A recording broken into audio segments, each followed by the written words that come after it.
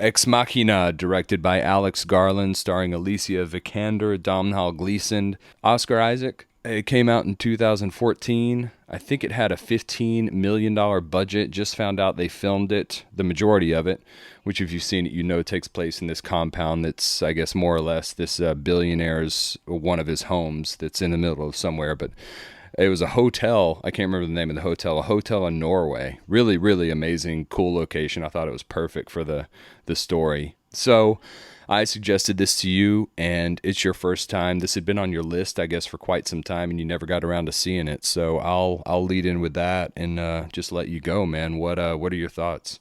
First of all, this is a writer's movie. Alex Garland was a novelist who wrote the novel for The Beach, which was turned into the movie with DiCaprio way back when, 90s, early 2000s. Danny Boyle, right? Yeah, Danny Boyle. So Alex Garland is known for being a writer. He's also worked in video games for gamers like me that are interested. I think he did Call of Duty. Yeah, I can't remember. He did a couple of games, worked on like the writing for it. Mm-hmm. Anyway, Ex Machina is a play on Deus Ex Machina, which is a term meaning from the machine. Because back when they would do plays, sometimes in order to easily solve the end of a play, instead of using complex, good writing, they would just have a machine that would bolster down the gods, and the gods would solve the problem of the end of the movie or the end of the play. So if you see a shitty or lame movie that ends with a Deus Ex Machina, that's what it means, where it's like, oh, it was just a dream. That's a Deus Ex Machina. Anyway, so I like how they call it Ex Machina. It's a play on words, machina, machine, blah, blah, blah, of machine. Anyway, that's just for our podcasters that are listening. I like the trivia and stuff like that. I say this is a writer's movie because it is. I liked a lot of it, and then some of it I found really pretentious. And again, it's a writer's movie, so you add more clarity to that. Like there's the classic Oppenheimer quote, right? I am become death, destroyer of worlds, from the Bhikta Gava. I forget it's Indian epic tale. So they had to include stuff like that. I liked Oscar Isaacs in some ways. It didn't. He was eccentric but also antagonistic. I've seen this character before. I have to name something to actually make it fair. I don't know, maybe like a Christoph Waltz, kind of like that. It keeps you on edge all the time. Interesting. Which is okay. I liked it. He did well. I'm a huge fan of Oscar Isaacs, but I was a little annoyed at times. It didn't entirely make sense, right? For me, why he was that way. And I had trouble with the genius part of it. I get the eccentric genius, but I didn't see enough genius. I saw more eccentric and less genius. I would have liked to see more genius. As much as I know the whole point is he's trying to suppress that and be a bro. Yeah. And be normal. Yeah, good call.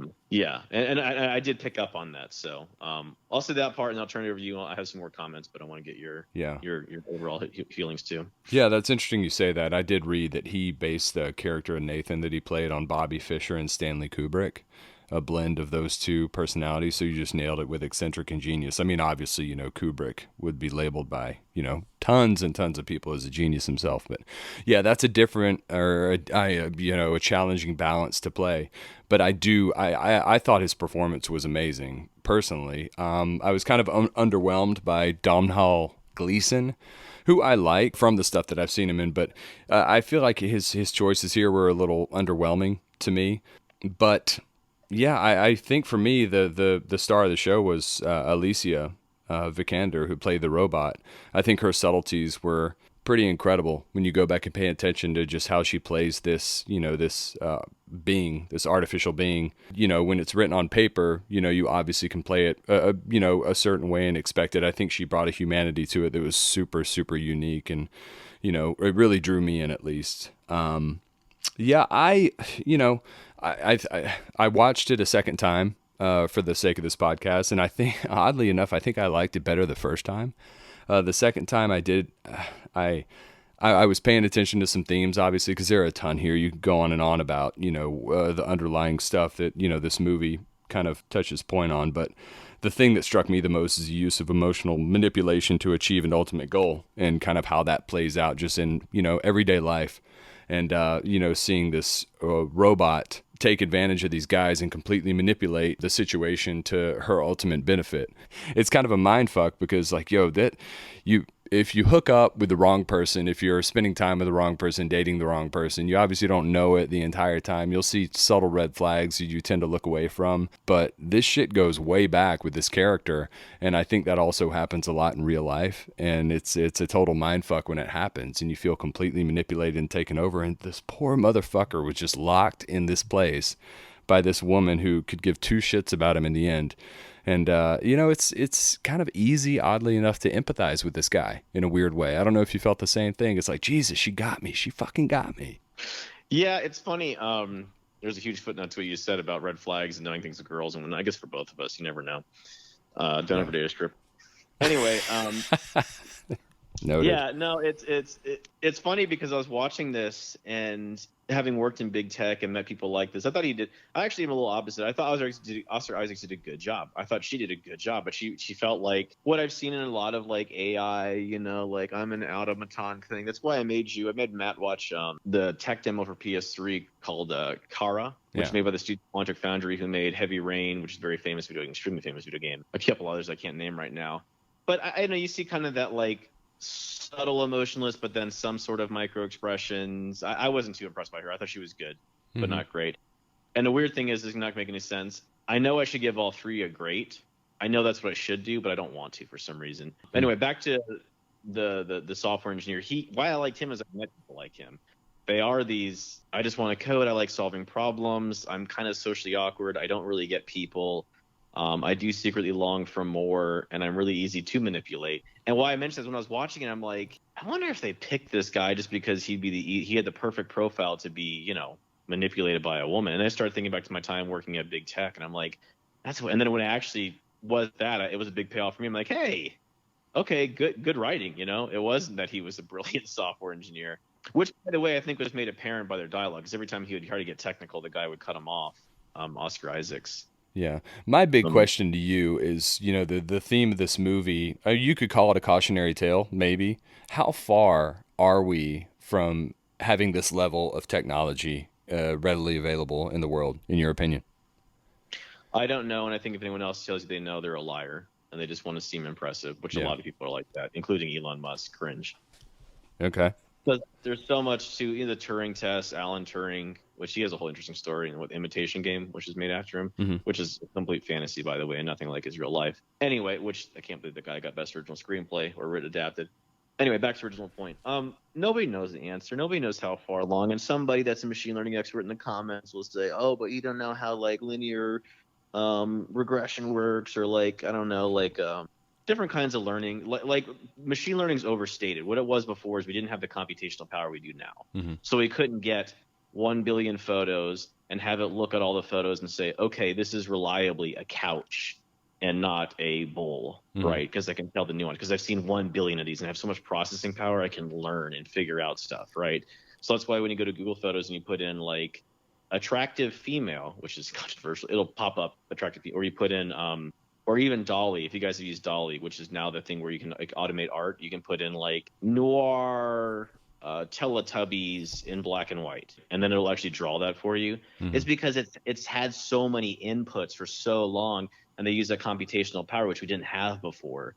But it's not new, right? This whole learning and figuring out things and making associations in linear. He talks about this. He's like, hey, does she go through like a series of linear true, false, or kind of like cause and effect statements to get to where she's trying to end up at?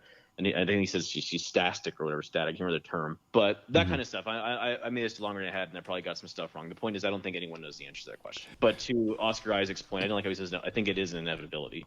Yes. Someday it'll get – some people say no. My opinion is someday it will get there. I don't think we'll ever make consciousness ever, because I think that's reserved for God. I don't think we'll ever get to reliably do that. But I think we'll get to it where it doesn't matter. I mean, most people interact with other humans now and don't even understand the concept of consciousness as it is, and we're humans already. Yeah, the biggest thing that I think about when seeing a movie like this is how it touches base on the collection of information. And, say it's your search engine history or something like that. I think they talk about that. Or what was it? he based her on his porn search or Iron whatever. profile. That was Do you ever really want to that get was really cool to me how they touched on that, I thought. And what better way to manipulate someone than to, gather their information and know what they like, know what they don't like, and then use it for them or against them. I mean, it kind of, I mean, I think you'd be a fool at this point to say, well, people aren't doing that. Of course, that's happening actively in this time in present day. Yeah, I say this and know it's not from going to porn sites, it's from other places. Like Pornhub has some of the best stats on a lot of stuff. It'll tell you like trending within states, within cities, trending for males in this demographic, like example, I think like Washington is mainly hentai, and you're like, well, why that? Well, because a lot of Asian people go to Washington and live there. And so you'll find out interesting, or Texas is like, I think, well, maybe it's too graphic, but it's cream pie, right? Because you have a lot of traditional Christian types that are like, baby making or whatever. It's interesting. So yeah, they definitely do this. It's definitely used. There's definitely lots of good stats for that, but it's for everything, right? And also, it's interesting because ethically, a lot of this is he says something like, "Hey, I was stealing all this data, but the manufacturers didn't care because in order for them to do anything, they have to admit they're taking the data." That part's the most realistic part. They absolutely do that. Yeah. Everything you download, your phone is indeed listening all the time. The Alexa, the Google Home, in order for it to know, you said, okay, Google, it has to be recording before that to know, okay, Google means activate, right? So Right. It means everything else it's listening to too, as well. And don't ever believe anyone that says, oh, but it's deleted off the database. No, it's not. No, it's not. I've worked in big tech. I've worked in the deeper engineering parts. There is no permanent delete, and don't worry, because nobody audits these companies because they have the most lobbyists. Google has more lobbyists, at least it did a few years ago, than any other company, I think, in the United States, period. Because Wow. they can go to Congress and lobby them to never, ever research what they want. Or look at like Disney and the public domain. I forget what it is, but basically they kept on extend. I think it used to be like your creation goes in public domain after 50 years. Well, Disney just keeps lobbying to make it 10 years longer, forever. That's why you can never make a Snow White or a Cinderella movie, because they can keep. Actually, I think those ones are public domain, but they keep on doing it so they can keep the public domain or keep it out of public domain forever because they have more lobbyists. Diatribe. Sorry, back to the movie. Well, let me ask you this: Did you think at any time there were actors in your mind that would be better suited for the characters? Because I mean, there are three main characters in the movie. That's it. It's a very simple, straightforward scenario as far as setting goes, and just character activity. Do you feel like any actors would have been better suited in these roles? Again, Yeah. I like. Domhnall. Yeah, Domhnall. I just like him because he's tall. I actually know. I used to work with a guy who looked just like him. He was a CTO of a company I worked with, and the man he was exactly like I worked with, a guy like that. So I did like him. Oscar Isaacs. I needed someone a little bit more smart. And again, I know like I've met the casual guys that are like 160 IQ, and you're like, well, but they seem so casual. But even I've met them, and they're not like that. They leak. It's the best they could leak. They leak stuff out. They can't help it. I've never met someone with that high an IQ where they don't leak something out when they talk. They have to say something, right? And he did a few like, oh, yeah, I know you're referencing, but I didn't see enough. So anyway, no, I don't know. What about you? Is there someone else you would cast? Not necessarily. No, I mean, I really think everyone was great. You're right. The Domhnall Gleeson guy, he physically, he perfectly kind of, embodies what you would assume that, I guess someone who works in that field would kind of, look like, very unassuming. Yeah, I don't know. I'm blown away by the fact that this is Alex Garland's first movie that he ever directed. I mean, obviously a writer with a huge resume as far as that goes, but this is directorial debut. Of course, there are a few, hiccups here and there, but I think it's a pretty incredible achievement for this to be the first one out of the gate. Yeah, and I feel like I always do this. I don't mean to. I guess a cynical person. Positives. It was a beautiful movie. Yeah. Beautiful. I wish all movies could be shot this way. Like they don't have to be grainy. They don't have to have filters. It just seemed just pretty. Yeah. Really good shots. Great cinematography. Really, really well. Just really pretty. I liked it. Really clean. And then it was a writer's movie. So like that he clearly wrote and directed it, but you could feel the writer in him. So he tried, what by that I mean he tries to explore bigger issues. The dialogue's a little more polished than most movies, and the focus more is more on the themes going on, right, and the interactions between the characters. Yeah, and I like sci-fi like this. This is my preferred take on that genre when it's more down to a philosophical perspective. It's not action-packed, but it's tense. There was a tension there, and to be able to create that as a director, I mean, from the beginning, I felt, you didn't necessarily know what was going to happen. But there was just sort of a a very subtle doom that was on the horizon, and it was really hard to pinpoint why it was there. I don't think it was just a score, but he did a phenomenal job at really just kind of putting that in there and not overstating anything, I thought. It's interesting you say Kubrick too, because I saw a lot of 2001: Space Odyssey hat tips with some of the color, the longer shots. I feel like that he put that in there probably from that as an inspiration. Have you seen 2001? I never have. Yeah, I did when I was a teenager, and I halfway got it, and then the other half I was like, what is this? Why is this happening? It probably needs a re-examination. Yeah, honestly, it's one of those I got to see one day, because a lot of the film nerd buddies I have, it's at the top of their list, so got to give it a shot. Yeah, but like we talked about, I'm still like, some of those film nerd ones turn out to be disappointing. But yeah. Anyway, another one that got me, I want to say another positive. I wanted to take better notes, but I'll admit I watched this while I was working out, which is good because I was very focused, because it's all I could do is just stare at it and pay attention. Uh-huh. One thing that got me was, here's what I expected, and you see a lot of movies, so I expected this trope.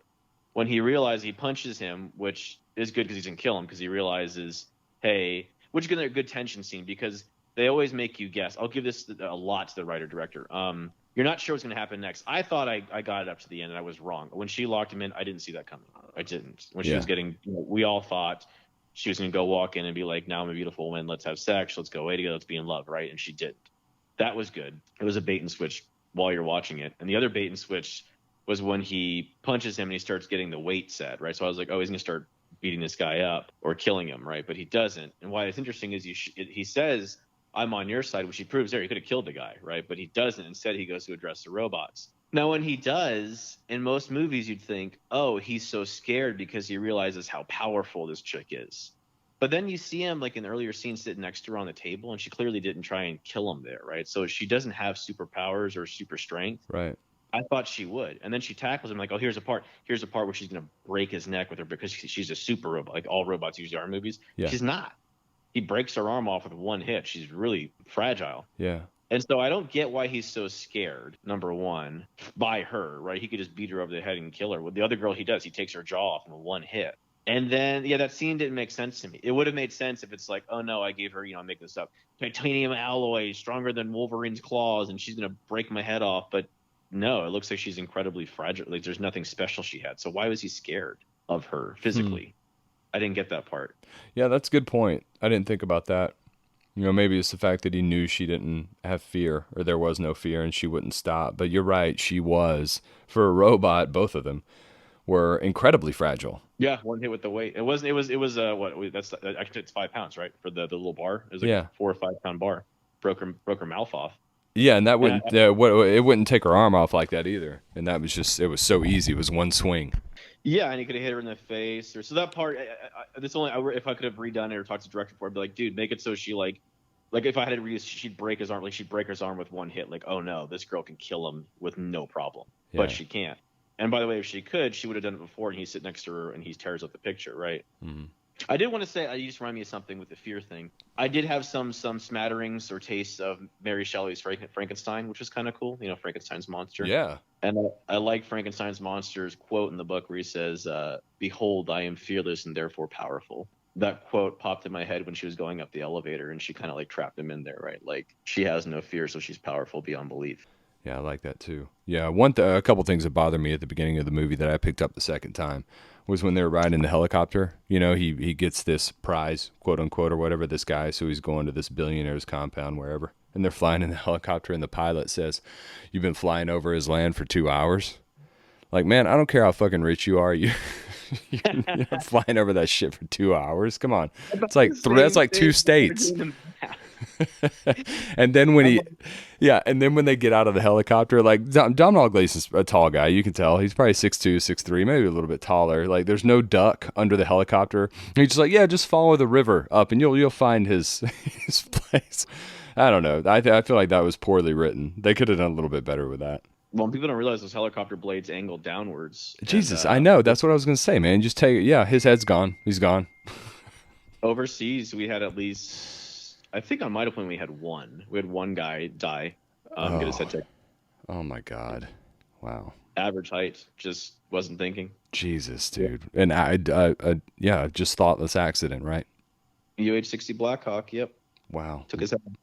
Fuck. Or maybe it's a Chinook. Point is, no. And I did a 2-hour thing. I started doing the math. I'm like, a helicopter can go 200 miles an hour. Like, how far? I'm like, what does this guy have? Like a 500 square mile? Like, what? He owns a country. Yeah, Yeah, he's like, whole country. you know that state, Texas? It's his. This guy made a lot of money. Yeah. So I'm gonna get into my score. I'll start it out if you're okay. I'm gonna go 7.1 on Ex Machina. 7.1. Interesting. I'm gonna say one more thing. They all seem like gripes, and I feel bad because I'm gonna give this a decent score. I really am. So for listeners that love it, blah blah blah. Another thing too is, why is he an alcoholic? Blah. And I thought about other things because he's eccentric. He's kind of kind of Howard Hughes eccentric by himself. All he has is robot prostitutes basically. So I get he'd be eccentric and then kind of self-loathing because he's so smart and so he's an alcoholic. I get that kind of like the writer type thing.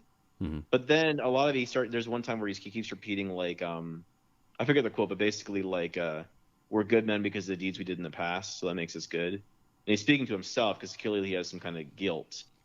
And I'm like, guilt about, I guess, how he's treating these robots, or guilt about what he's about to unleash. I don't feel like that was fleshed out enough for me to really feel, why was he so somber and depressed and so like erratic. I wanted more to explain why he was like that. I really did. Yeah, first get 7.1. I'm going to give it a 7.6. Okay. It's a good score again, for you. Which is a very good score, good. Yeah, I like more movies like this. Do you pay any attention to just A24 Studio in general and what they usually, try to do as far as, stuff that's just unique? They put it in theaters, put money behind it. Are you educated there? Do you feel comfortable talking about them as a studio? A24 Studios. I don't even know what that is, so probably okay. not. Okay. Yeah, we'll get into that at some point. I'd like to focus on some more of their movies because I do feel like they do some really special stuff, and this is one of theirs that they funded, financed, and produced, and it saw theaters. And but yeah, this is a movie I don't think you would ever see with the Warner Brothers or Universals of the world behind it. So it's refreshing to see a movie like this get some exposure and some love financially. It's funny you just said that, and now I'm going back to a date I was on with a girl, and I think she mentioned this to me. Ooh, like Uncut Gems, which is on our list, and I want to watch. Yeah, actually. No, I don't, but now you got me kind of looking for more of these. Cool, bud. Yeah, let's look down the list of movies that they've done. Do you have a pick for next week? Oh, I do. You know what? And it's a great pick. I know it. I know nothing about it besides my film forums or internet or whatever says to watch it, and I like the actors, and I think you're gonna like it unless you watched it already, which we still wouldn't watch it. I think. I don't know. Sometimes we don't do that. Ford versus Ferrari. Oh, perfect. I love that. I've been wanting to see this. Okay, I know.